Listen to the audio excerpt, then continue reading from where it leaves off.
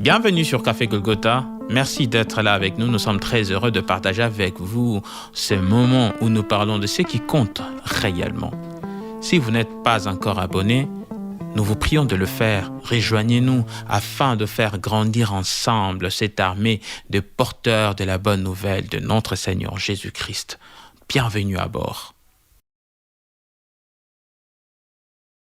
Un chèque en blanc entre tes mains, c'est l'assurance que Dieu te donne en Jésus-Christ. Ne laisse personne t'enlever ses privilèges, car ton Père t'attend et t'écoute. Dieu est le roi des rois, oui. Le Seigneur des seigneurs, oui. Mais parfois, notre perception humaine nous empêche à comprendre que ce roi des rois et Seigneur des seigneurs est aussi notre Père. Et c'est là, pas à la manière des humains. Dans Luc 11, Jésus dit: quel est parmi vous le père qui donnera une pierre à son fils s'il lui demande du pain? Ou s'il demande un poisson, lui donnera-t-il un serpent au lieu du poisson?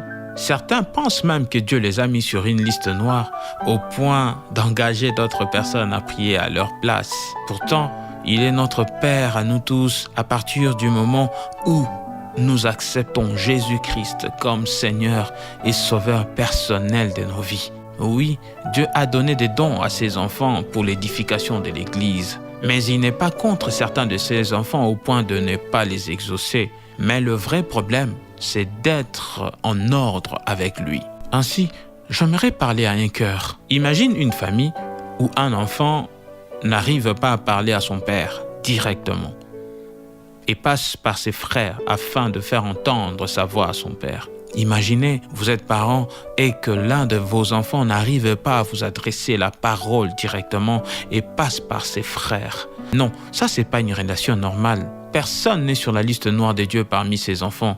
Nous lui avons coûté très cher pour notre rachat. Dans Jean 16, 24, Jésus dit: jusqu'à présent, vous n'avez rien demandé en mon nom. Demandez et vous recevrez afin que votre joie soit parfaite. Nous ne sommes pas contre la prière en groupe ou celle faite par des personnes spirituellement fortes, car la Bible elle-même, elle nous encourage à cela. Dans le livre de Jacques, chapitre 5, versets 14 et verset 15, la Bible nous dit: quelqu'un parmi vous est-il malade? Qu'il appelle les anciens de l'Église et que les anciens prient pour lui en lui amenant d'huile au nom du Seigneur. La prière de la foi sauvera le malade et le Seigneur le relèvera. Et s'il a commis de péché, il lui sera pardonné. Dans Matthieu 18, 19, Jésus dit: je vous dis encore que si deux d'entre vous s'accordent sur la terre pour demander une chose quelconque, elle leur sera accordée par mon Père qui est dans les cieux. Donc, la prière de groupe est très efficace comme nous le démontre la Bible. Sauf que le danger, c'est de tomber dans ce que j'appelle la sous-traitance spirituelle. C'est-à-dire penser que Dieu n'écoute que d'autres personnes et pas toi.